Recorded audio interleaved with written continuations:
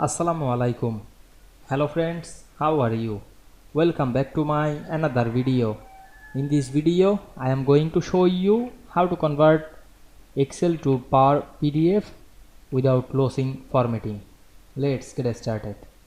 At first, open your Excel spreadsheet. We can see here many data to this spreadsheet. Now we want to convert the Excel file to PDF without closing formatting or quality. Go to the file menu.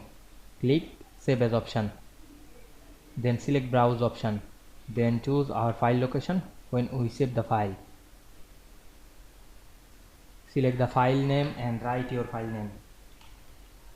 Then click Save As drop down menu and choose PDF. Then click Save. Then wait some moment to saving and opening the file PDF software. Now we can see here we convert the Excel spreadsheet to PDF without closing formatting easily. I hope you enjoyed my video. Please like, comment, share and subscribe my channel. Thanks for watching.